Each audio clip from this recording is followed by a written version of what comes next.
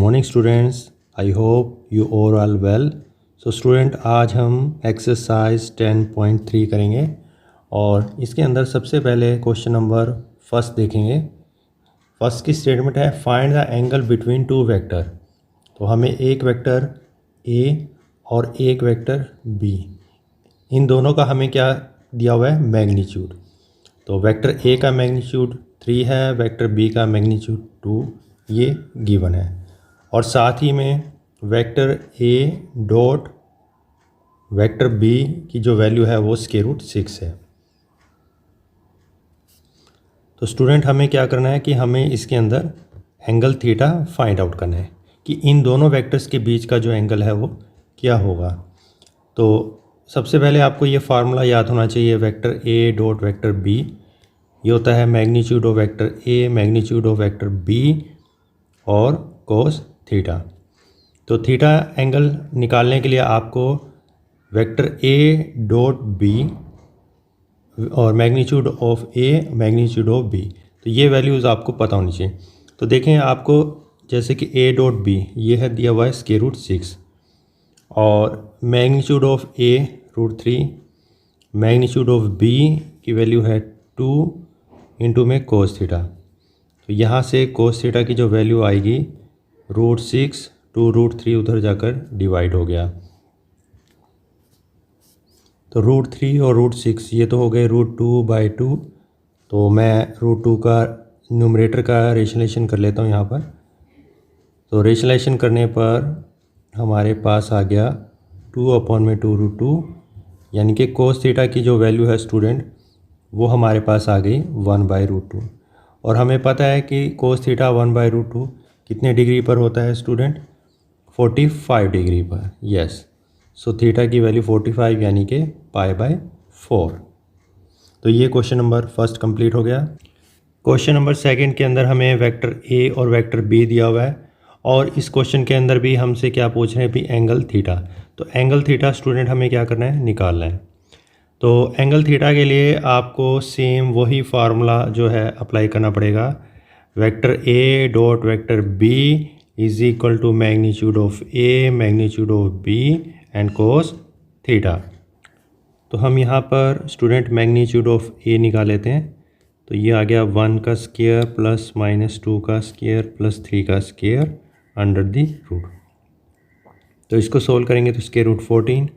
इसी तरह से मैग्नीट्यूड ऑफ बी, तो बी के लिए आई से पहले 3 है और जे से पहले -2, के से पहले 1। तो ये भी हमने सोल्व किया तो स्टूडेंट ये भी √14 आ गया।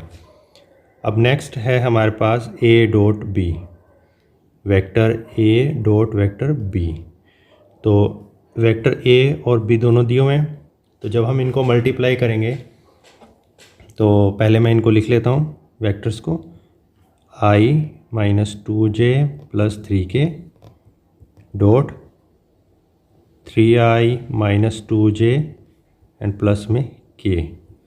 तो डॉट प्रोडक्ट लेंगे हम तो i वाले होंगे मल्टीप्लाई, तो 1 × 3 प्लस -2 × -2 प्लस 3 × में 1। तो ये हो गया हमारे पास 3 + 4 एंड प्लस में 3, तो ये हो गया टोटल 10। तो अब हम फार्मूले का यूज़ कर लेंगे vector A dot vector B, magnitude of vector A magnitude of vector B cos theta. तो ए डॉट बी जो है ये आ गया 10, magnitude of A √14 and cos theta. तो √14 cos theta and cos theta की वैल्यू स्टूडेंट आ गई 10/14। 2 से ऊपर नीचे हमने डिवाइड किया तो 5/7। तो एंगल बताना है तो कोस उधर जाकर कोस इनवर्स हो गया 5/7। तो angle between this vector is cos inverse 5/7। तो इस क्वेश्चन के अंदर स्टूडेंट हमें क्या था कि वेक्टर्स दिए हुए थे और आपने क्या किया, उनके बीच का एंगल निकाल लिया। तो जस्ट आपको क्या करना है कि फॉर्मूले को याद रखना है और फॉर्मूले का फिर यूज़ करना है। नेक्स्ट क्वेश्चन नंबर थर्ड में है find the projection of the vector on this vector. तो जो पहला वेक्टर है इसको मैंने सपोज किया let a is equal to I minus J, और जो सेकंड वेक्टर है उसको नाम दिया मैंने vector b i plus J. अब हमें कहता है कि नाउ हमें क्या निकालना है, प्रोजेक्शन ऑफ वेक्टर a, यानी कि जो फर्स्ट वेक्टर है ऑन b। अब इसको निकालने के लिए हम क्या करेंगे स्टूडेंट, a का तो b के साथ डॉट प्रोडक्ट ले लेंगे, ठीक है, a ऑन b, तो b के मैग्नीट्यूड से हम इसको डिवाइड कर देंगे, ठीक है। क्या मेथड रहेगा, a का b के साथ डॉट और b के ऊपर है प्रोजेक्शन, सो b का क्या हो जाएगा नीचे मैग्नीट्यूड, तो a डॉट b, तो i वाले को i से करेंगे, j वाले को j से, और नीचे मैग्नीट्यूड ऑफ b, तो i का कोफिशिएंट 1, j का 1 का स्केयर अंडर दी रूट, तो ऊपर आ गया 1 माइनस 1, नीचे आ गया root 2, 1 minus 1 0 by root 2 overall 0। तो ये हमारा आ गया projection of vector a on b, ठीक है। तो मेथड आपको याद रखना है। नेक्स्ट क्वेश्चन नंबर 6 करेंगे। इसमें हमें कह रहा है कि find magnitude of a and b if a plus b bracket dot a minus b is equal to 8, और magnitude of a 8, a is equal to a time magnitude of b। तो हमें जो ये गिवन है, ठीक है, given क्या है, vector a plus b dot a minus b, तो हम इसी का ही यूज़ करके क्वेश्चन को करेंगे। तो a को a से करेंगे तो a डॉट a, फिर a को b से करेंगे तो a dot b plus b dot a और minus b dot b is equal to 8। तो स्टूडेंट यहाँ पर क्या होगा कि जो माइनस a डॉट b है और b डॉट a ये कैंसल आउट हो जाएंगे, और vector a dot vector a क्या होगा, वेक्टर a का स्केयर, ठीक है, मतलब मैग्नीट्यूड ऑफ a का square minus magnitude of b का स्केयर इज इक्वल टू 8। अब यहाँ पर हम क्या करेंगे कि हमें गिवन है magnitude of a is equal to 8 times b, तो मैं इसको 8 मैग्नीट्यूड ऑफ b, ठीक है, और इस पूरे का जो है वो स्केयर कर देता हूँ। तो पूरे का स्केयर कर दिया हमने, तो 64 मैग्नीट्यूड ऑफ b का square minus magnitude of b का square is equal to 8। So 64 minus 1, 63 magnitude of b का whole square is equal to 8। तो ये हमारे पास स्टूडेंट आ गया 8 अपॉन में 63।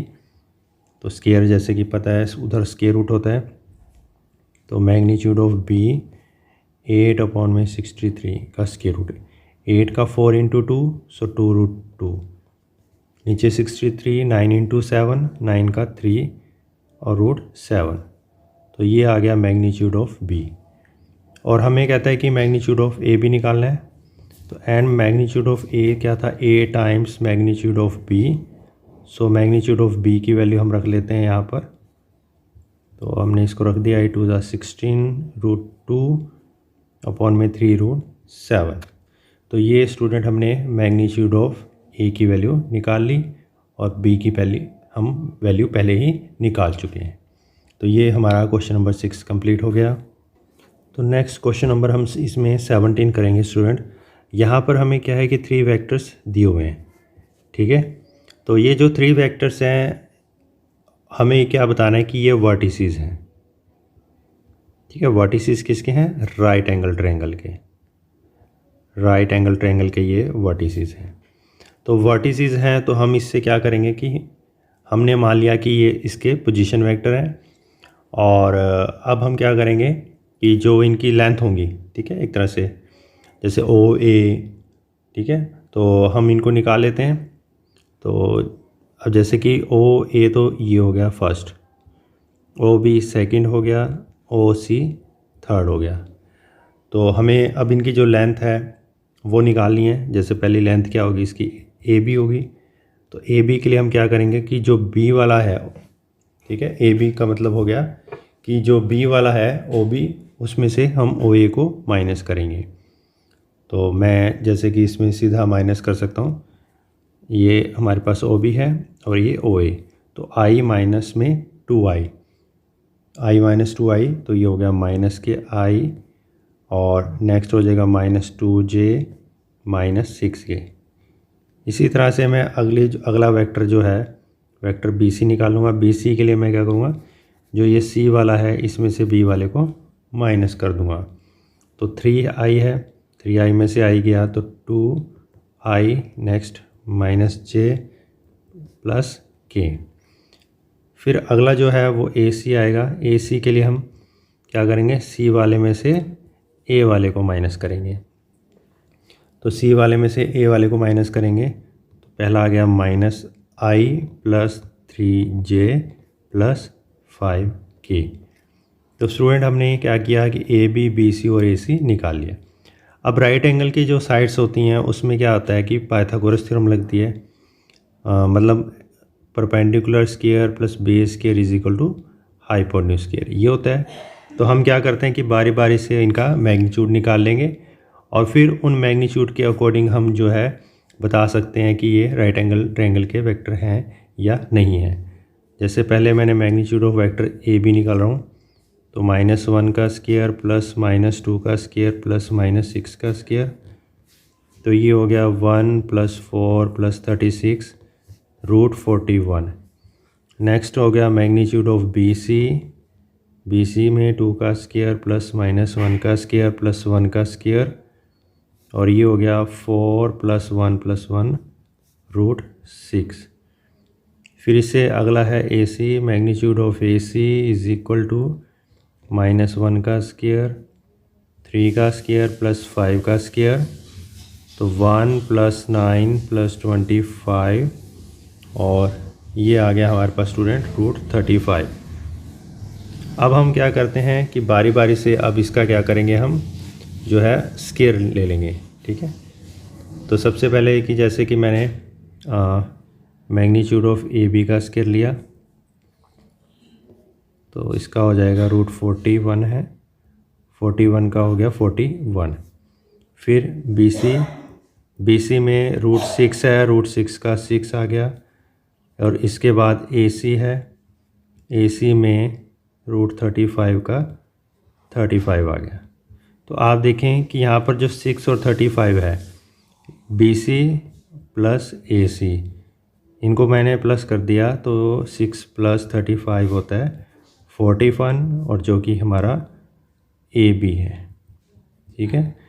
तो यहाँ से पता चल गया हमें कि 2 वेक्टर्स के स्क्वायर का जो सम है वो थर्ड के स्क्वायर के इक्वल है। तो yes, triangle ABC is a right angle triangle. तो हम कह सकते हैं कि ये एक राइट एंगल ट्रायंगल है।